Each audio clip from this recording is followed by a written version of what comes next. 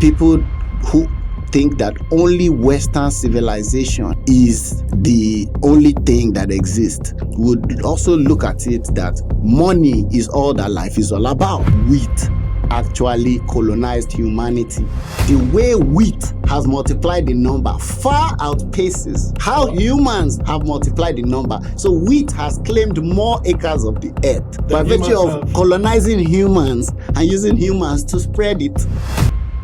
The root of the political system the world is running, which is the nation-state system, is identity tied to the allocation of resources, and that is based on what was the science of the time when nation-states were coming. With the basis of the science is eugenics. What does eugenics say? It says that some lives are worth more than others. All technology is built on philosophy of what human beings find valuable. How can a 21st century African decolonize their mind?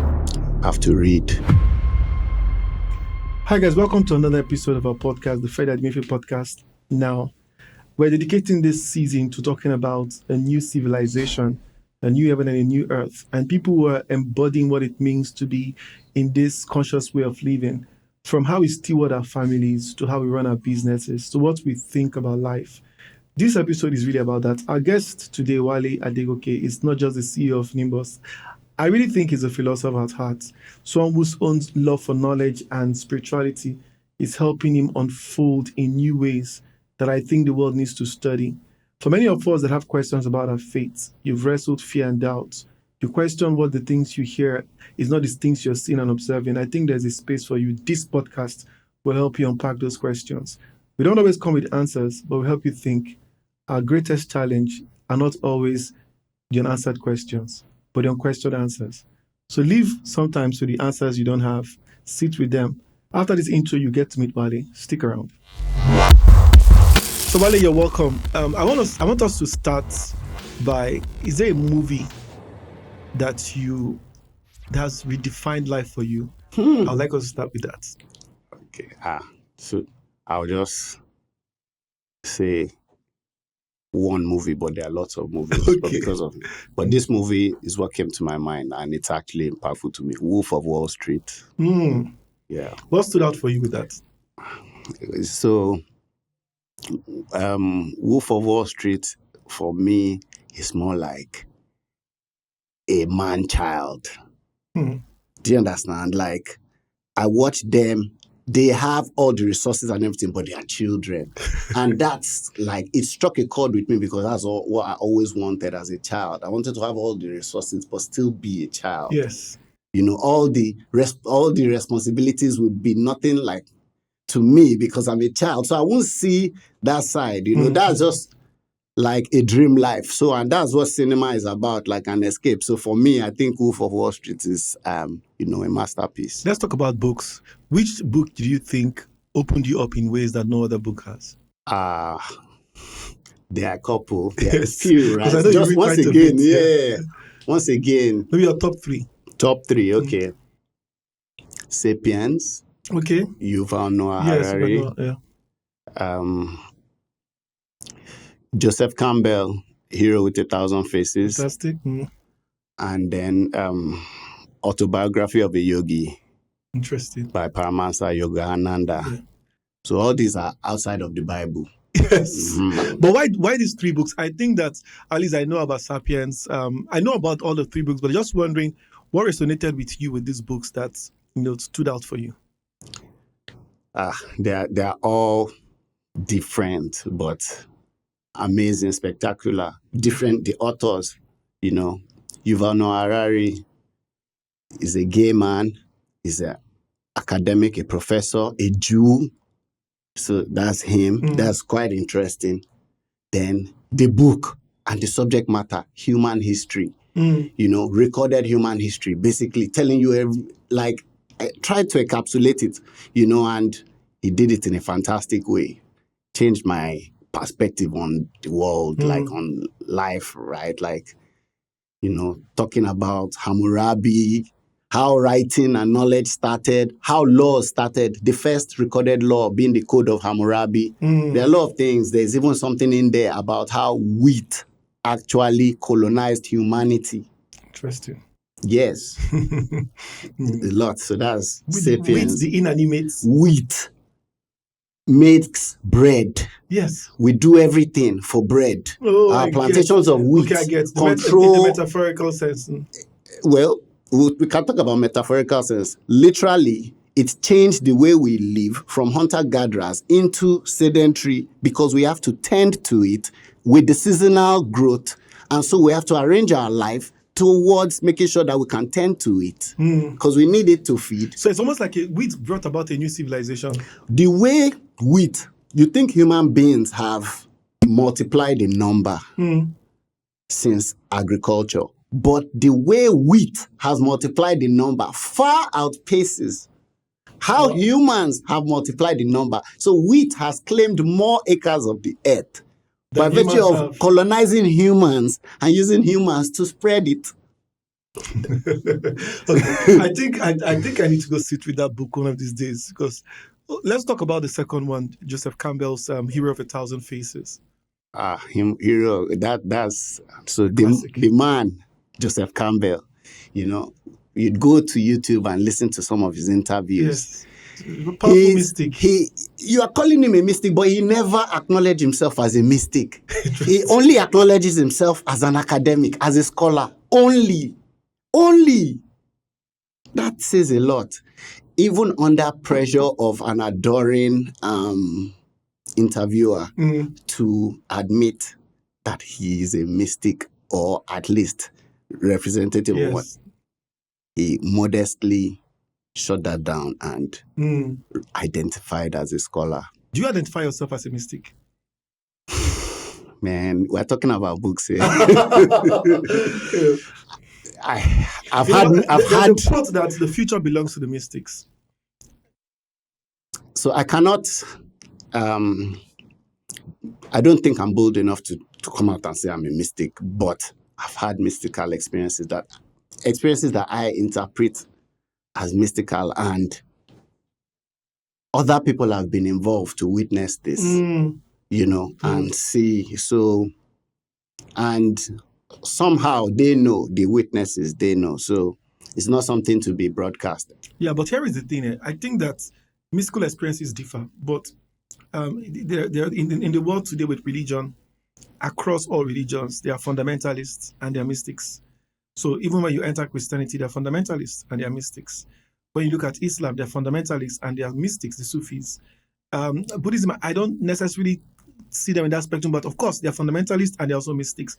Even with atheism, they are fundamentalists and they are mystics. But the thing about mystical people is that they lean in towards experience, connection, union, and try to understand mystery. But when you lean into the religion, you find dogma, you find definition, exclusion.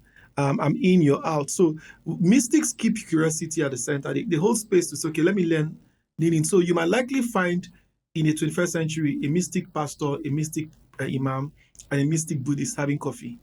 But in the fundamentalist world, nobody wants to sit on the table and have a conversation, right? That evolution from in terms of just the way we're all raised. So the question I want to ask, in your own personal journey, what have you learned about faith and in ways that can differentiate religion and spirituality for you? Wow. So I've learned to look inward. I've learned to surrender. I've learned to be okay with, not be okay with, but you're going to get suffering and pain, losses. Part of the human experience. Yes. And so I've also learned to appreciate that I am part of creation. So creation is inside me and outside me. I'm part of creation. So it's humbling. In the rumblings of my belly, in the beating of my heart, in the taste, when I drink coffee, and being somebody that I like to know study, I realized that people have really they dug in their foot into the environment, the culture they are brought into, what they know a lot. So, and it helps them. It's a paradox. This helps them to continue with life, but it also excludes a lot of things from the possible experiences they can have. And generational effects are real. Spiritually, physically, they are real. There are possibilities, but the impact of generational and DNA is real. You know, it's real. I've also learned that the inner world, That's so real. yes, the inner world is real. And the energy from the inner world, you can actually bring it out into and we do that every day. We are all empowered. All of us. When you bring a child to this world, you need to understand so for me, I have learned to have devotion to the one that I found looking inside. So, growing up in Africa, I think that people say things like religion has been our greatest challenge. We interfere with politics, with how we see our neighbors. Islam is about peace, Christian is about love, but our world is hardly loving and peaceful, right? And it's just the way that we've somehow normalized. But even in this case where you're having to return home to that indwelling presence and finding connection and surrendering, you're using words that today, the 21st century average Christian is still struggling to reconcile with their faith. But this spiritual version of you seemed more open-minded. How are you integrating your faith, right, in the way that you can see something? I mean, you're somebody that can read the third book you read about the spirituality of a yogi, and you're learning from it. I mean, you're reading Sapient, you're learning from it. You're reading Joseph Campbell, you're learning from them. And I think for you, truth is truth, no matter where it is found. But how do you convince the people that are around you that you're okay and that your quest for knowledge is not taking you too far? So the people around me, I'm lucky enough to be around open-minded people. The people that I'm around, to be born into the family I was born into. And it comes with also the environment I'm living in Lagos, The truth of the matter is that science is happening, life is happening, the world is happening. The Bible verses that we read were written thousands of years ago. From that thousands of years they were written, a lot of things have changed. So if you take these things literally, with all we know,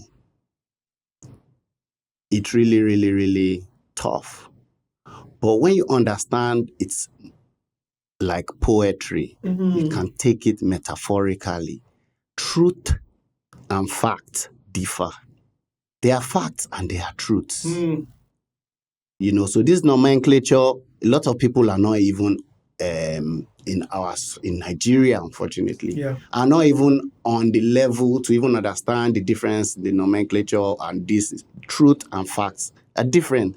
They are truths, and these truths, they've been tested. They are part of the fiber of the universe. And these truths are projected beyond the physical realm into the realm of our imagination, the spirit realm. When you close your eyes, the realm there, forget about your senses, there. These truths are there. Yes. And these truths are not bounded to only Christians. Yeah. These truths are bounded to all of humanity, all of the universe. When the Bible was written, they didn't know that the earth was round and was spinning in a galaxy of a universe with billions of miles. They didn't know all this. They thought it was flat. So you want to take that they were taking literally then, and you want to take it literally now when you know all this. They said God is in the heavens. We went to the heavens and then we saw that there's a space outside the heavens. And then we saw that in this space, there are much other objects and things and all that. So where is God in there? If you don't know that God is inside you, that is a problem, no matter your religion. And all religions tell you that God is inside you. Even our local religions. Because guess what? You are nature. When we use herbs, we use plants, we do things, we use the wind, all these things, it's nature. That's you. 70% of human being is made of water. How many percentage of the earth is made of water? That's nature. Microcosm, macrocosm. If you read, you would understand. And it looks like Africa's spirituality, Africa cosmology, had a space for integrating nature into spirituality. Yes. So for the typical, I mean, there was this video I saw where the lady was speaking to the leaves, and it was as though the leaves were hearing, right? And I think the intelligence of the ancient African world was very interesting. The Africans can actually look at the sun and tell you about the harvest. They can actually listen to the wind and tell you about the rain. They can actually, it was almost like everything was speaking. There was this. They are still doing it till today. Yes. My brother, let's not pretend like it's not happening. They stop rain. Yes. They do it. So we know that this exists. That the world was deeper than our Western education could unpack. And in a lot of ways, what we have found in Africa is sort of like a colonized concept of thinking. We didn't create our own education. Yes. We never did. Till date, we are more interested in buying houses in London and Hyde Park and all that. But how can a 21st century African decolonize their mind? You have to read. That's the only way. You have to read, you have to listen, you have to look for knowledge. You have to get more knowledge and realize that we are one. We are one. I was already alluding to that fact that the Spirit is in all. When he breathed in the Bible, yes, did he breathe into only white? Did he breathe into only Christian? The breath is to man, right? So we are all men. The breath is inside us. The breath brought us alive. So the breath is in you.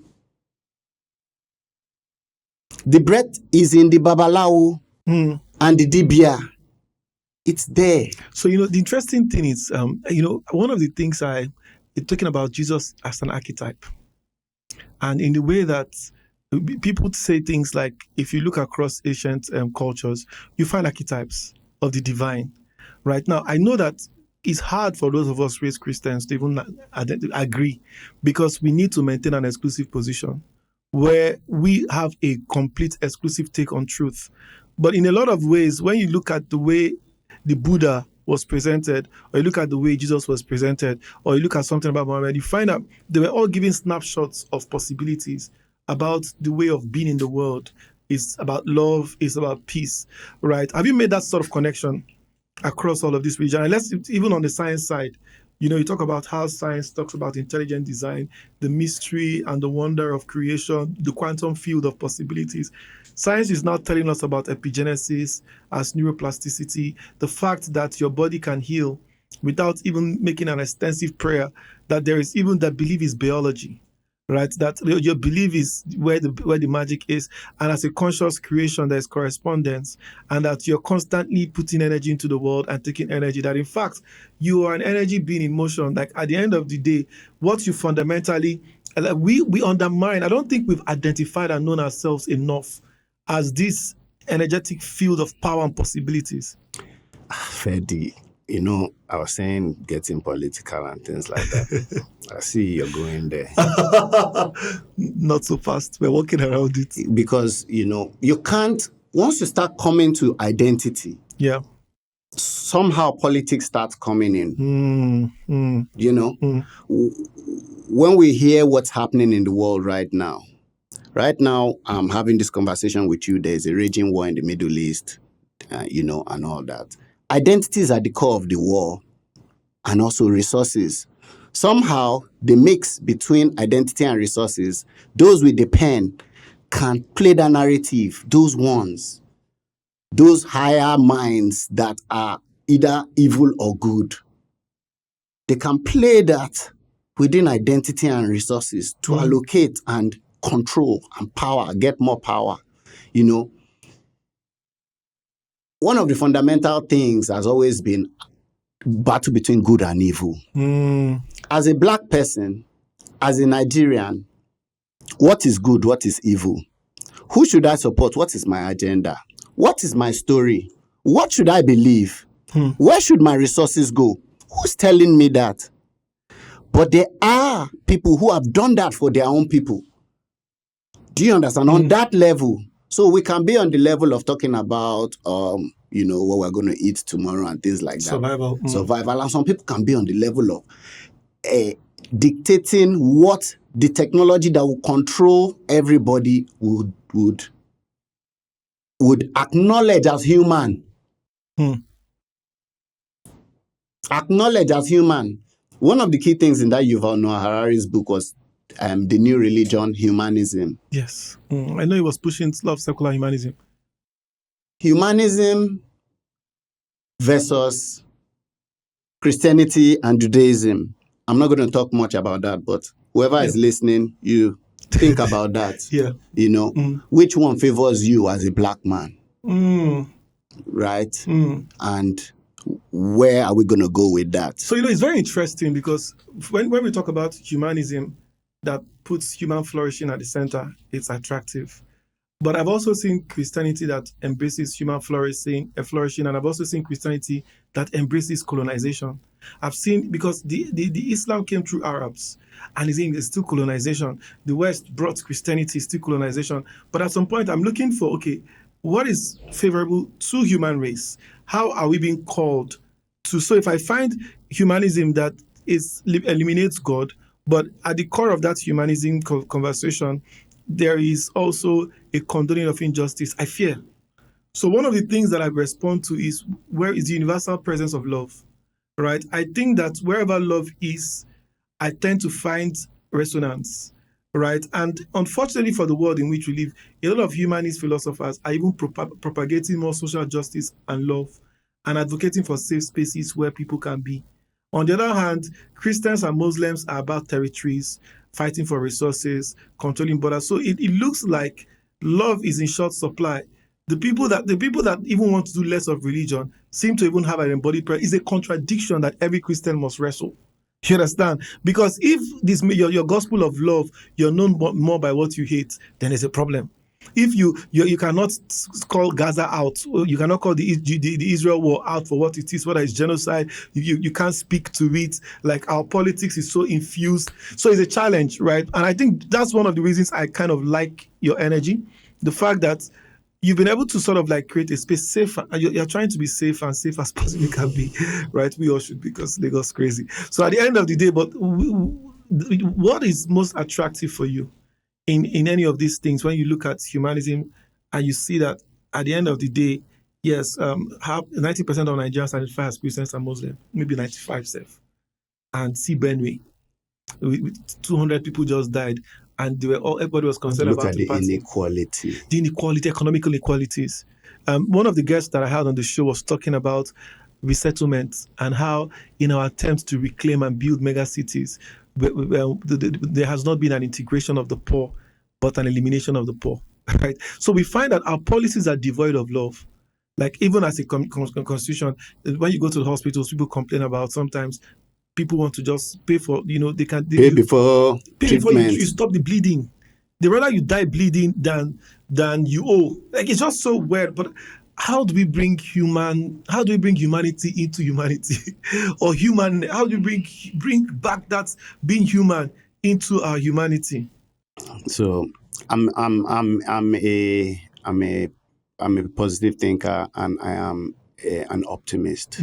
So identify as an optimist. So key is identity in itself. Yeah. So at the root of the political system the world is running, which is the nation-state system, is identity tied to the allocation of Resources, resources and everything like that. And then territories. Yeah, territories. And that is based on what was the science of the time when nation states were coming. With the basis of the science is eugenics. So go and read about eugenics. Yeah. I won't tell you all about that now. So if the basis of the science on which the nation state structure is built, then what does eugenics say? It says that some genetics are superior to others.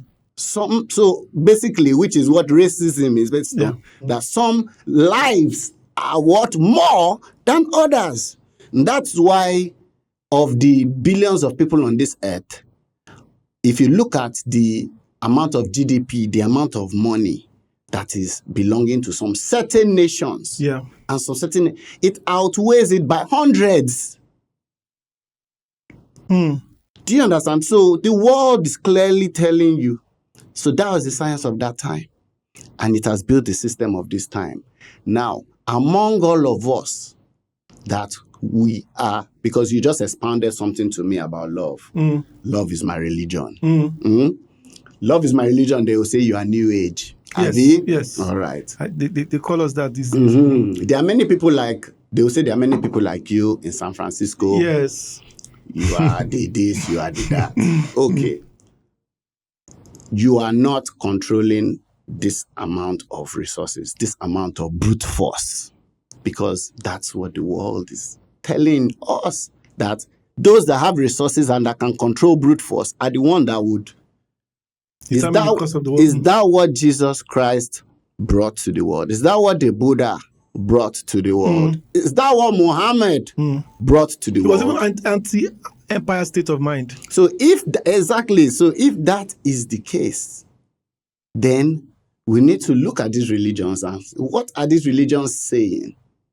Do you understand? Yeah. I'm not denouncing my Christianity. I'm a Christian. I'm a Christian by identity. Guess what? The government asked me for my religion. I have to write something. Do you understand? Like, look at the world we've created. So you do what you need to do to fit in. But you are telling us this is what Jesus said. And Jesus, what happened to Jesus? Jesus was murdered by religious people. So if a religious person says they are following Jesus and everybody is cool with them, throwing cash at them and all that, nobody is throwing stones at them, they're not getting murdered, anything like that. They're more unlike him. But again, just even think about how Christians define the Bible. The challenge with the way people define the Bible today is like, the Bible is called the sacred word of God. But they forget to understand that this book was not dictated by God. This book had margins of human stories, imagination, and errors. The Bible in itself is not a book, it's a library. So think of different 66 books written over 1,000 years. And this 1,000 years, you have all these, you had, even at some point, there were no countries. Men married their sisters. And then we got to the point where there were now tribes at war. And then we now got into the era of David and kingdoms had come. They even wanted a king. And now, by the time we got to emperors, New Testament, empires had risen, right? And then we're in president. It's not one way. But in a sense, when people define the Bible, they say it's the only authority. And I think that the Bible is the word of God. And I keep telling people the Bible is a witness to the word. It's not the word. If at all, the word was embodied in the person of Jesus, the nature of Christ. And love was the language. So at the end of the day, if the Bible says, there's an Old Testament that says, oh, suffer not your enemy to live, and you like that one more than when Jesus said, love your enemies, then your idea of Christianity is more, the Old Testament is more, I don't know how to explain it. Convenient. Just convenient. So you are even siding, Jesus said, love your enemies. You are killing them. You understand? Because somewhere you say it's in the Bible, that same Bible told you to love them in the New Testament, but you pick the old one because that's what you like. So there is almost inconsistencies in how we live. And somewhere along the line, even when this Jesus walked on the earth, we cannot find one person he killed. But 800 million people have died due to religious wars.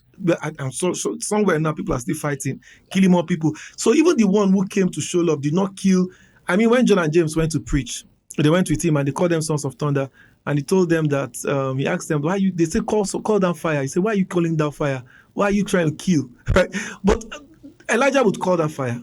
So my point is, if we start to study this person of Jesus, I remember was this guy, Mahatma Gandhi, that said, I think I love the Jesus, but I hate Christianity. So it's interesting you mentioned Mahatma Gandhi. Yeah. That's one of my heroes as well. Interesting guy. Yeah, it's one of my heroes. People say Gandhi was a racist at some point in his life. But you see, we are all under a journey of transformation. I agree. And through reading about him, I saw the journey of transformation in his life.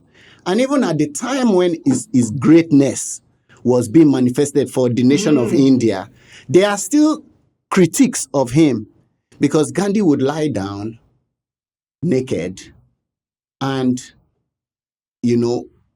other ladies, the other ladies of the household, them too, they will lie down naked. They won't do anything with them, but he would just lie down with them. And then some later, said some things about that they were not comfortable, and all that, which is what I'm really trying to say, that there is no action you will take that will be without critique. Yeah.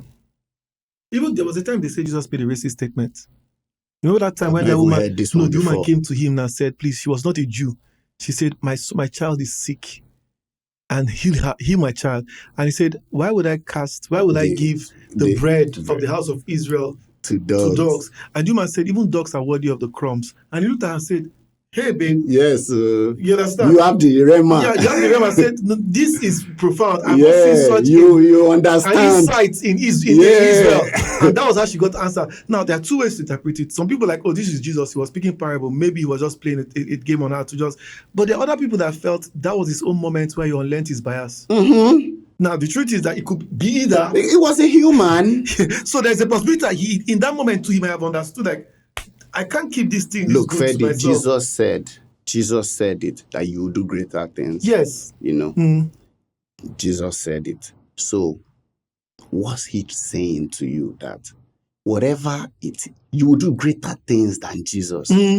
Whatever it is your past, that doesn't stop you. Do you understand? Because Jesus himself, he is the Word. Yes. Do you understand? He is the Word from the birth. He's the Word. So that Word, the power in the Word is ever changing. Ever changing. It's in us. That's what's changing us. Making us to have this thought that, I need to be better. I need to do better. I need to do better. Somebody asked me once, when did you give your life to Jesus? This is a typical born again answer. When you give life to Jesus, and I said, I think that's a wrong question. You understand? And I said, maybe you should ask me, when did you awaken to the Christ in you?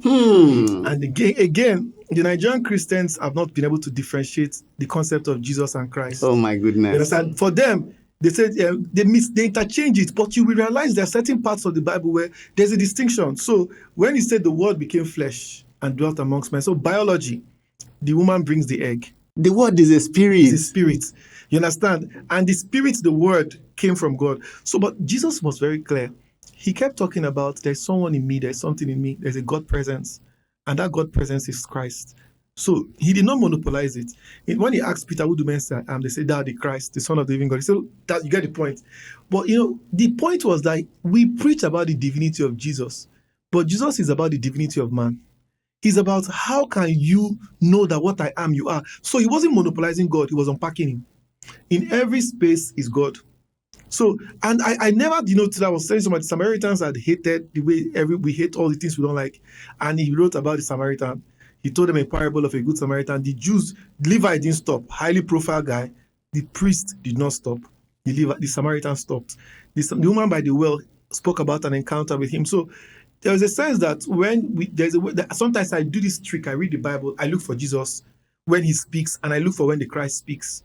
And I realize that when the Christ speaks, he speaks outside of space and time. But when Jesus speaks, he speaks within space and time. So when he said, let this cup pass me by, that was Jesus speaking. But when he said, when did you get here? I said, before Abraham, I am. That is the Christ speaking, because the Christ precedes before. But we all are potential Christ. Like, you are Christ in your form, I'm Christ in my form. And I think Christ is one dimension of truth that transcends Christianity. I don't think Christ is an exclusive possession of Christianity, but every Muslim potentially carries Christ. Every Buddhist carries Christ. Hare Krishna, every atheist carries Christ. We're all just at different levels of realization. So it's not like some are in and others are out, or they're unbelievers and believers. No, we're all sons at different levels of awakening. And when we come to the world and this, I'm celebrating the gift of my friendship with you and my oneness with you, regardless of where you are on your journey. But knowing that in God's own way and its own time, He bring you to the full realization of who He has always been in you and who you are in Him. We can cut the show now. Like, I think what you said, right? I am on a journey. Yeah. You are on a journey. You know, this eugenics thing, it's evil. Yes. It's evil. Don't allow it.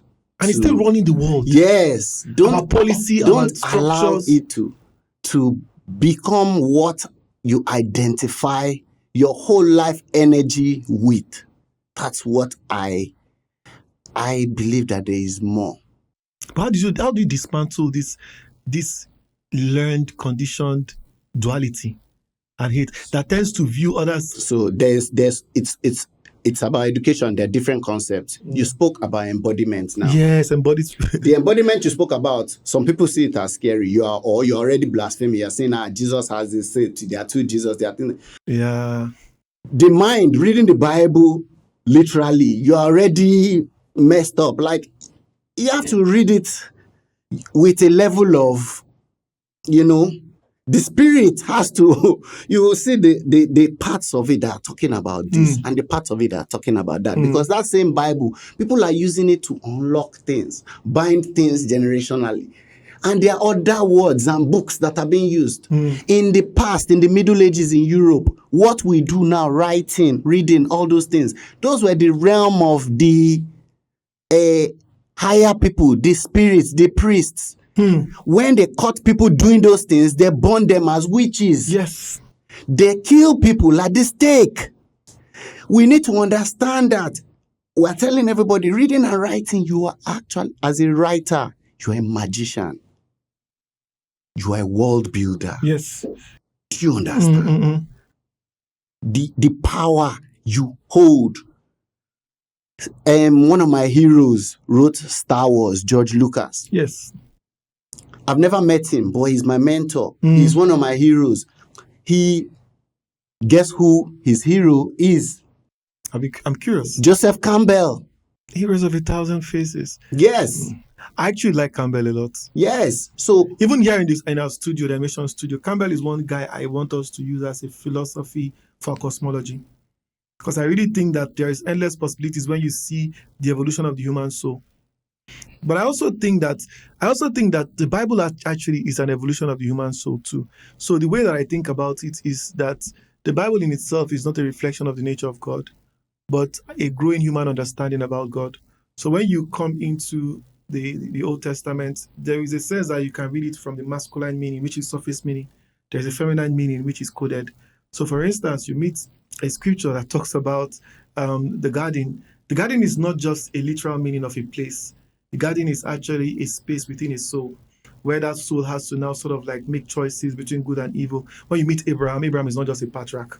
He's not like the father of all nations. He's the journey of the soul that comes from the Chaldeans, also of the Chaldeans separation. You can't say all these things if you are reading only the Bible. You can only see all these things when you've read many other books, then you are reading the Bible. Yes. I actually think that Christians need to expand their vocabulary, because the world, you become a victim of your religion when you think that all the answers you need is actually there. You are not able to open up your mind, right? At the end of the day, really, there is more truth in our soul than we have assessed.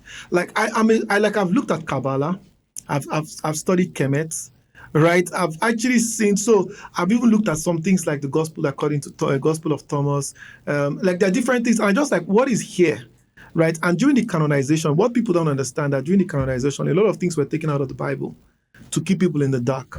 And even while I appreciate the gift of the Bible for what it is, I will not stop saying, why did they do what they did? Why will a group of men sit down with Constantine and decide what is in and what is out? What were they protecting? But again, the reality of it is that you cannot shy away from that. Remember eugenics. Eugenics. And that eugenics is still pretty much reinforced, encoded into religion, encoded into our politics, into government, and we are perpetuating the same fracture and separation. The separation is an illusion. Oneness has always been the reality. We are more connected. See, do you know the worst thing about COVID? People locked doors and got COVID. Like, some countries shut down and they woke up. People, they were like, they actually said, nobody got in here. We locked in before that people got in. But it was almost like, they even started saying it was airborne. And the reason why they say it was airborne, because people were getting without connect, without even contact. Because there is an energetic interdependence, that interconnectedness that people couldn't see. And it was speaking more to our connection than we know. See, Fedi, what we call science is still a cult run by some of these people.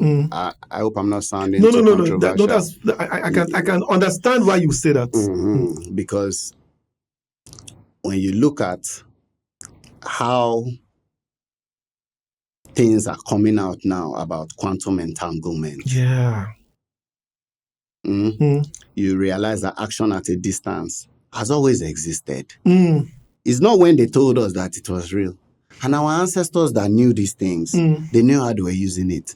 Now, in the history of the world, oral tradition has been the most powerful passing of powerful secrets. Written, and the history of human history is more than 60,000 years, being modest. 600,000 years or more, if you want to be more expansive. In those 60,000 years, when written has been the mode of passing, it's not up to 500. Interesting. And the form of written that I'm talking about is parchment written, that is carry about. There have been written that is encrafted in trees, caves, for maybe like 10, even 20, the pyramids 30, of Egypt, they found some ancient symbols. Pyramid of Egypt is maybe like 5,000 years, 6,000 years, 8,000 years. Even the Adegoke codes and all that. So there are a lot of, but yet the stars have been moving around, and African tribes have been using the stars to make markings and things and communicate over years and generations. I want to really explore this thing in movies, how Africans understood astrology and the astronomy even more than before the West came to us. They found ancient drawings. You are talking about astrology, you'll be pastor. Yes. No, but I think at the end of the day, Africans just have this cosmic intelligence. I really think that God puts more intelligence in nature than humans have accessed. And I think in as much as I'm a student of the Bible, I'm also a student of life. And I'm also enriched by the fact that I read. You understand? And the things you're afraid of will limit your ability to interpret life. And guess what? There was a version of me that was very fundamentalist, judging everything and everyone. And there's this version of me that I can have coffee with anybody and I love. I don't go to the table thinking, you must give your life to Christ and follow me to church. I don't think that's the mission, right? It's not about colonizing you into my religion, because even the ways where we think of salvation, which is an extraction of colonization, it's almost like become who I am. But I don't think God wants us to all become who the person that brought the gospel to us is. It's not about living your culture and becoming a version of the culture that you heard the gospel from, but allowing this beauty of love to penetrate every culture. So it's less about, Africans are inferior and the West, everything in the West is superior. But we Africans have to now rediscover our spirituality and let love be at the center. So Old Testament killed twins. Old Testament actually committed as incest. Africans killed twins. Ancient African committed incest. The war in the Dane and the Sastin fought themselves, killed and killed and killed. So killing was not an exclusive of us. It was a state of consciousness. They killed in Europe more than us. They had more wars than we ever fought. You know. That they'll kill millions of people at once. Tens of millions of people at once. You know, so what you're saying, what you just said, I think is so important, because if we don't do that, we're going to lose all our culture, all our heritage, everything, because everybody's going to be afraid of it. And it's the most beautiful thing. It's already happened, and they should let us be. People that say they don't want to go and be exploring history. If people are interested in ancestral wisdom, and leave us alone. Don't bring your dogma and say you guys are getting lost. No, you are found.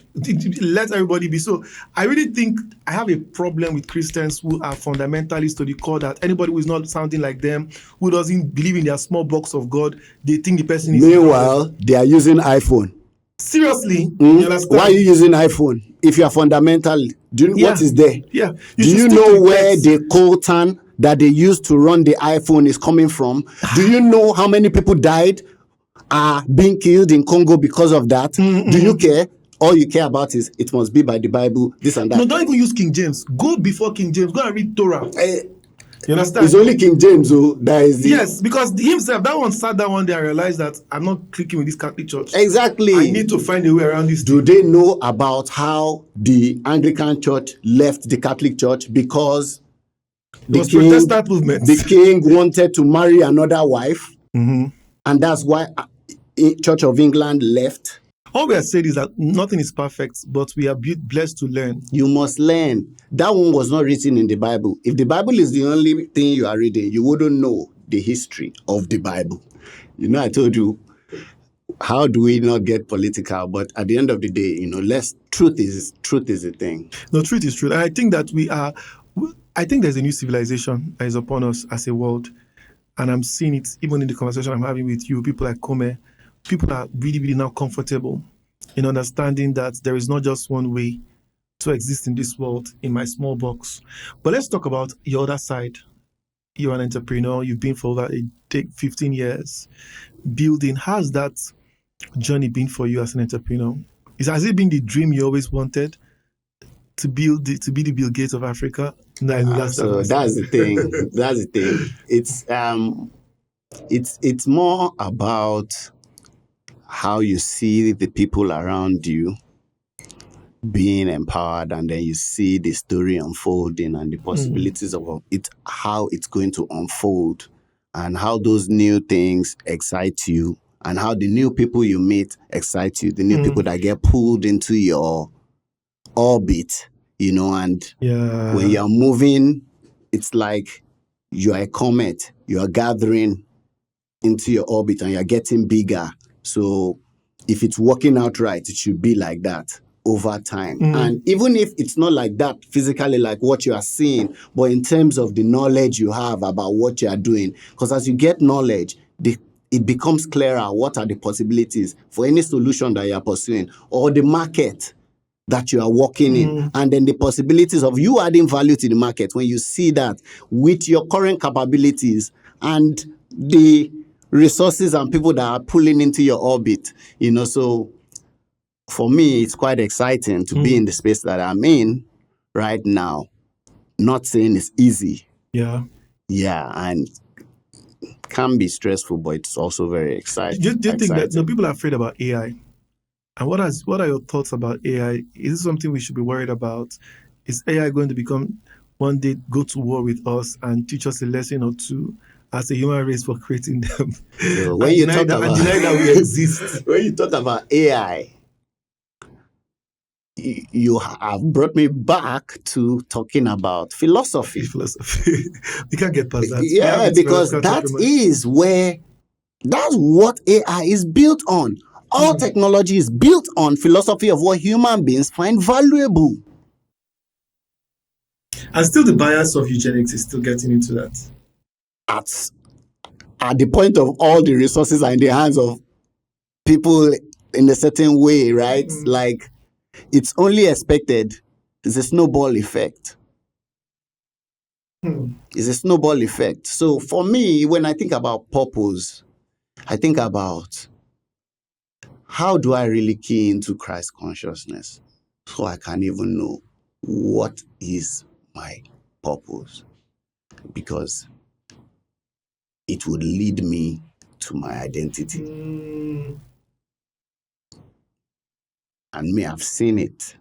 And this conversation with you is a part of it, and how people like you and other people that when I meet them, I actually feel the spark of excitement that we can together solve this together. Yes. Yes. I think that I'm actually now one of the communities I want to spend time building is a community that can propagate this new civilization, that can actually unlearn eugenics and also rediscover what we're meant to be before the division, the separation, the lies, and the control for resources, and that gave birth to racism, colonialism. Every ism has always been built on the false lie that we're separate and they are more superior people and they are less superior people. That is not the state of the world that we need to be. So it has fed into economics, it has fed into health, it has created industrial complexes where people are having to exploit, extract from other regions of the world rather than enhance human flourishing. And I believe in collective human flourishing. I don't think any region has to lose for us to win. I don't think that we should be at war with each other, that together we are stronger, together we are more. And interestingly, African philosophy, Ubuntu, that talks about I am because you are, fundamentally recognizes the inherent connection we have with each other and with the divine, right? But I also want us to talk a little bit about family life. You've been married for a while and you've managed to keep the spark.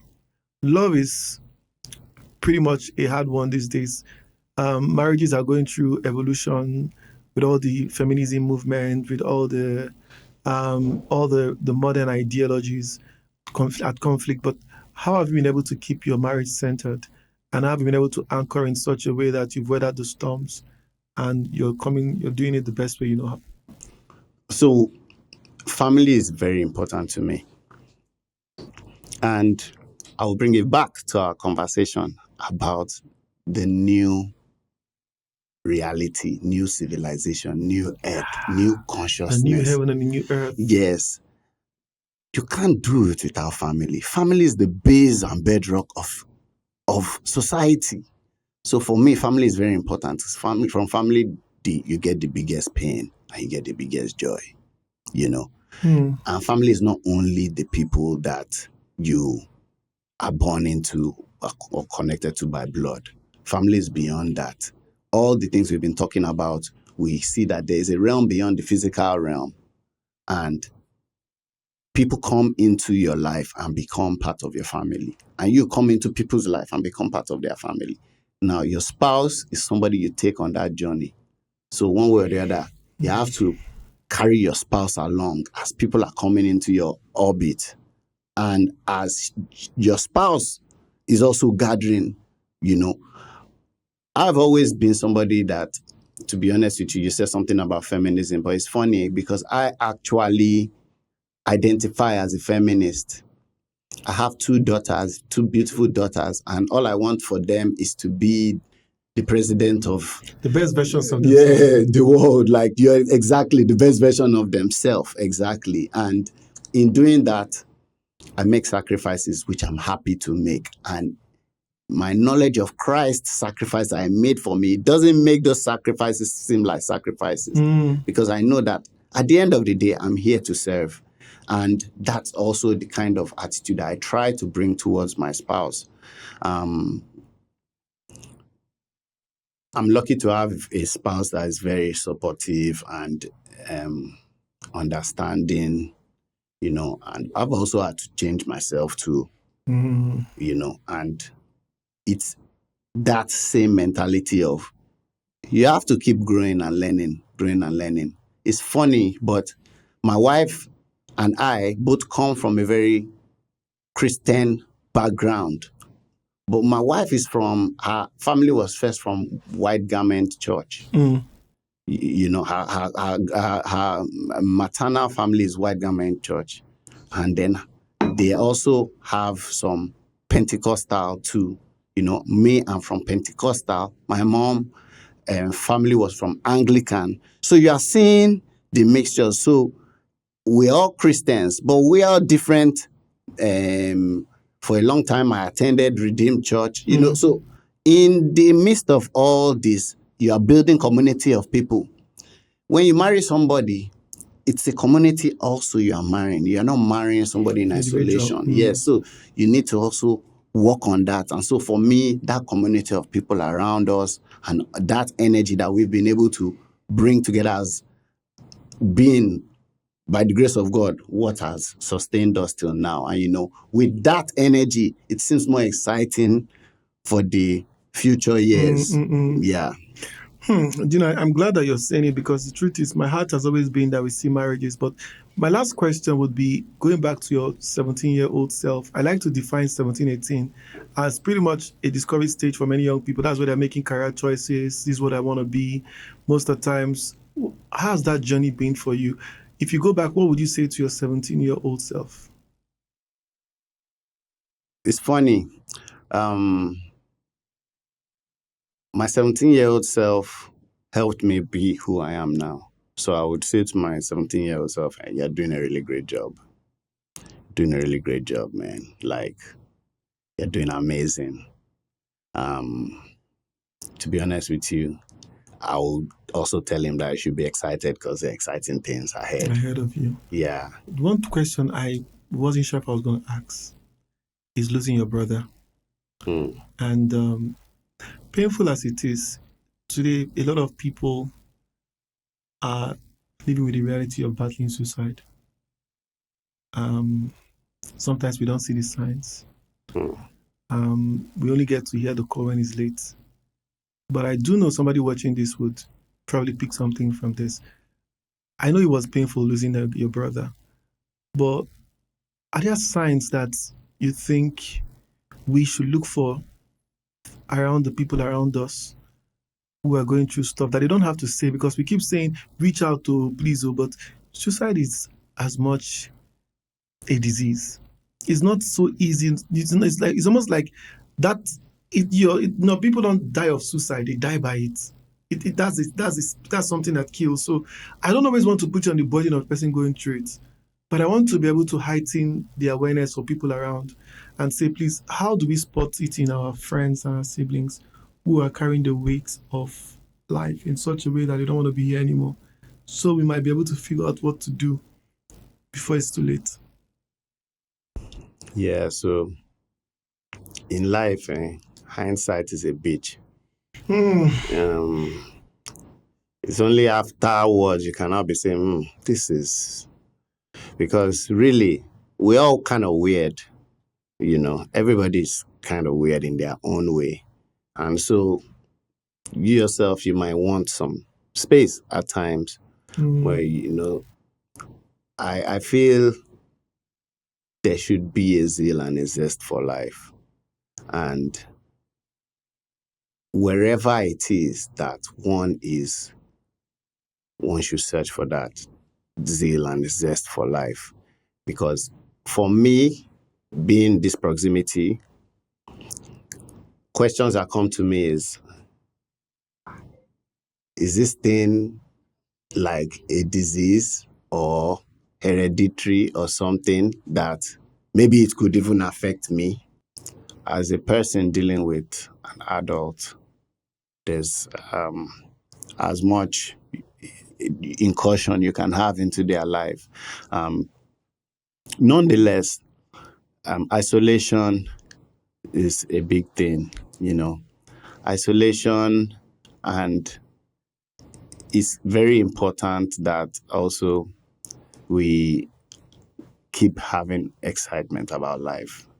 COVID really did a lot to people. It made people stuck in some places that they couldn't travel. And so that isolation could have exacerbated some things. There are these thoughts that one has as a person. When something happens to somebody in your family, you think, okay, is that a tendency for me too? Yes, is it a hereditary thing? Is it because, people say, what could make somebody do this? Is this a sickness? And but it's also because of the kind of person I am. I read a lot, and I've read about Dr. Kaufman, who wrote Thinking Fast and Slow. Yeah. He's a Nobel laureate, and he had an assisted suicide at the age of 90-something. Euthanasia. So there are a lot of communities out there that are having different kinds of ideologies about the agency of people and what's okay, what's right. And that's why we need to really see the danger and coming back to it of just letting go of everything Western to be correct and letting go of our own heritage and not seeing the good in, because heritage comes from philosophy. So if we're not building any technology based on our own philosophy, every technology, every advancement is based on their own philosophy. Religion is also an advancement too. It's a way of life. Jesus brought a new way of life. It's an advancement. Jesus is a philosopher. Do we know about Plato? You don't want to read about Plato because Plato is not in the Bible. So these are things that we really need to think about. The days of the week are named after solar and astrological concepts. The months in a year. But then somebody is looking at the stars and then you are saying, there's something. You need to think wider. And I think the closed mind sometimes causes people to go into their shell. It can have a lot of negative consequences because people who think that only Western civilization is the only thing that exists would also look at it that money is all that life is all about, and which is what we're seeing in our society. And if there is that ideology that money and physical and material things are only what life is all about, it's when people will start having, because this suicide thing is not a new thing in the West though. It's the major killer of young men in the West. Why? The Western ideology they are having is making them to see it as a veritable option. And since everything we want is Western, only the Western ideology, including our religion, is the only thing that is correct, then we must be prepared for these things. I think that's what I have to say about it. Well, thank you so much. I really think that this is first part of many, because I think we opened up quite a lot of tabs, right, on spirituality, on even business. But one thing that I'm taking away from this is understanding we are here to push the world towards a new civilization, a new heaven and a new earth. I mean, that came out in the previous conversation, is coming up now. So I really think that that's what I want to dedicate. I feel like this season is inviting me to organize around that, right? I mean, for me, when I was passionate about religion in that way, I organized a movement around what I believe to share. But I'm also understanding that there's a new place now where I'm being invited to create spaces that will look more interdenominational, interreligious, that will transcend, but it will anchor on love as our true religion. Love as our true religion, and it will also anchor on inclusion and oneness. Thanks for being my guest, and I appreciate this, and I'm looking forward to having you again. Thanks for having me, man.